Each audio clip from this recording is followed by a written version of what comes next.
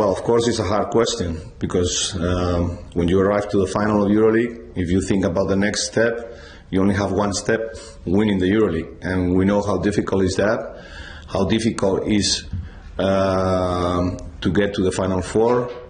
All the way to get there, it's very hard because we have a tough group from the beginning to get on the top 16.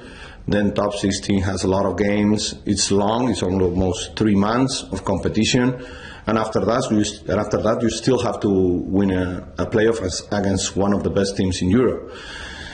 So, of course, we're proud of the EuroLeague that we did last year, but we know that a good challenge for us is try to compete at the same level and try to get to Milan and then play the Final Four, try to play our best and try to win the championship. But I won't forget all the steps that you have to make to get there.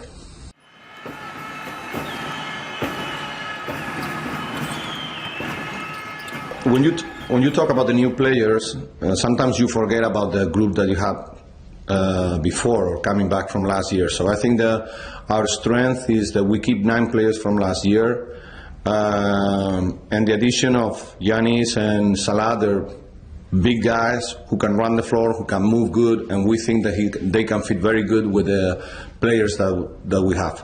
Of course, Giannis is a more experienced player in EuroLeague than Salah, but Salah is a player that can still grow up a lot and develop a lot during the year, and we expect a lot of good things from him in the future. Giannis is a player that he already proved on EuroLeague that is one of the best centers in Europe, and I think he can improve the level of the team.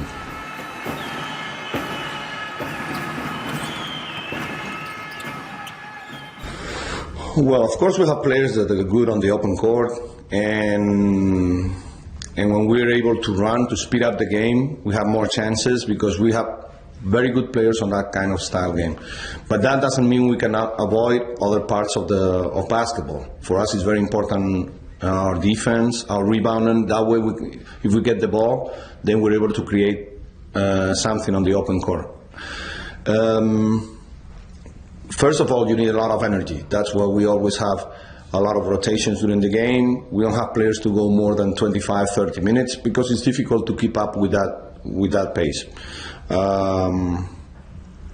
I think my players understand that, and they know that one of our strength points that make the other team difficult to match up against us is probably that feeling that they have to be playing a hard level during 40 minutes.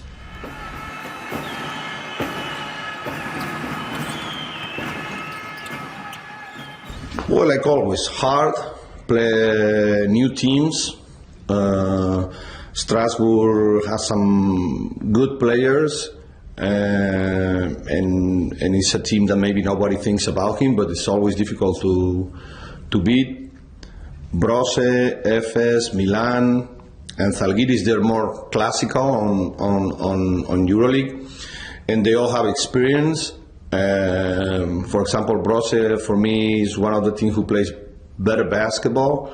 Last year they played the top 16. Also, Zalgiris always have good players. Milan has changed a lot, players and coach.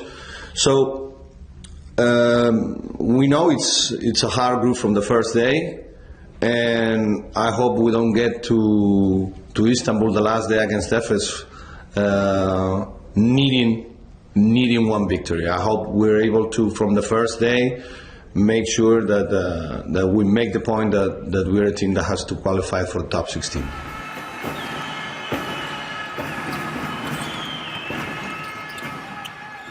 Well, when you lose a final like we did in London, I don't think as a coach you need to tell them. They know.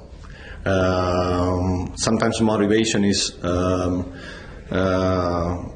very important part of our job as head coach, but I think that final is going to be in our head. When you lose a final like that, you always keep it on your head. You have to be smart enough to know and to make them understand how difficult it was to get there, how much did we have to work to get on that final, and of course thinking about get back there and try to win it.